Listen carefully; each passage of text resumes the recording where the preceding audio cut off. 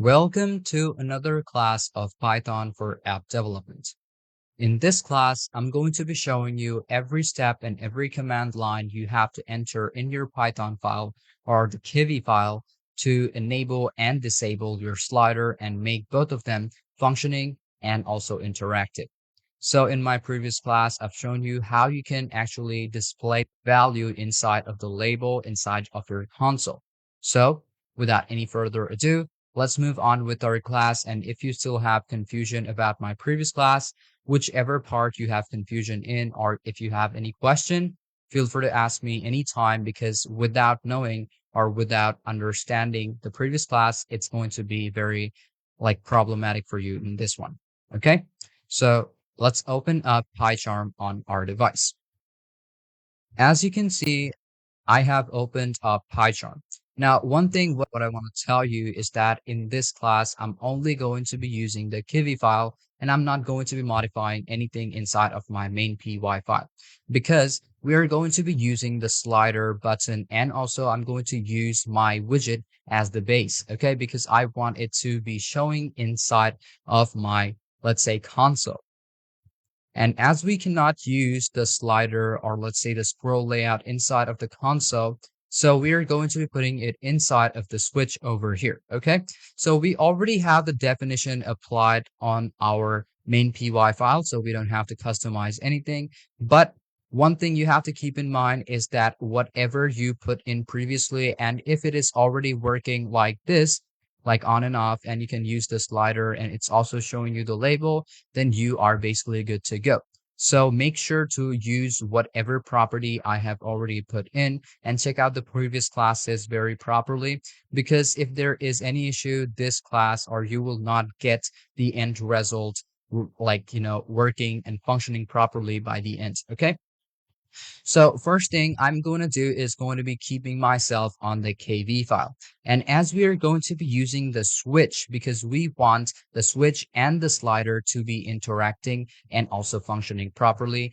And the switch is only going to amplify the slider inside my console. Okay. So right after the width, what I'm going to do is going to be putting in couple of commands. Okay. You're going to also put in couple of commands at the beginning too.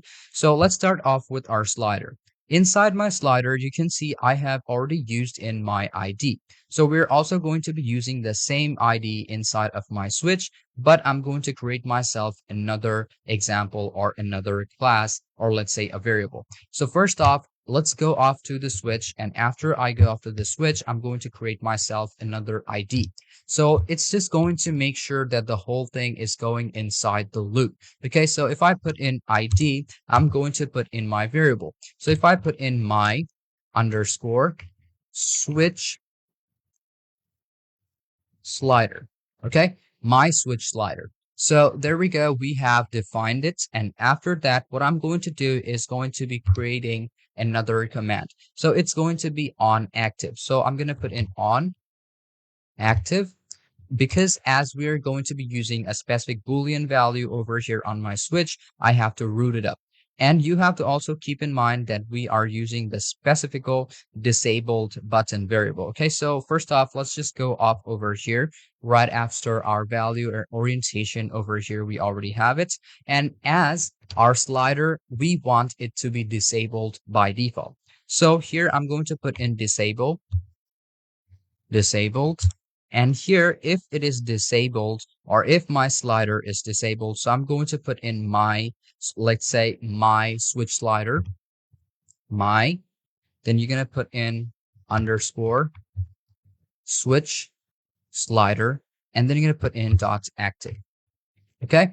So this is what you basically want. And now we have this disabled as an active. So if I play this, you can see this is still disabled. Okay. Can see this is disabled. We can turn it off and on and it is still working. Okay. But we are also going to be customizing it a bit more. So you can see this is turned off, yet when I turn it on, it is not working. So we don't want that. We want it to be a bit more efficient, right? Because I want it to be on. Okay. So for that, I'm going to put in my not gate over here on my not function. Now, if I play it, you can see when this is turned off, this does not work. If I turn it on, only then it will work. Okay. So now I'm going to be customizing this one just a bit more. Over here, we have the width, and now I want it to be active. So if I put in active over here, I also have to put in a specific Boolean value, which is going to say that this is true. Okay. So I'm going to put in true over here.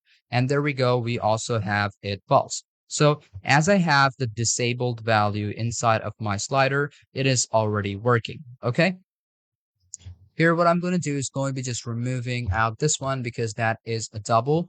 So I'm just going to play this, and there we go. Now, as it is turned on, this is turned on by default right now. So if I use this, it will work. If I turn it off, this won't work. So if you want it default to be on, like from the beginning, then you just have to turn this off. Okay, so if I just put in active to be false, it will obviously turn out to be off from the beginning. Okay, so you have to turn it on and then you have to work. So just like that, you can also toggle it true again, like anytime you want, play it out, and there we go. This is turned on from the beginning. So hope you understood about everything in this class on how you are going to enable and also disable the slider and make sure that both of them are interacting properly. So thank you for watching this video again. And without any further ado, let's move on to our next class. And if you have any question or any confusion about this class, feel free to ask me anytime, and I'm always there to help you out.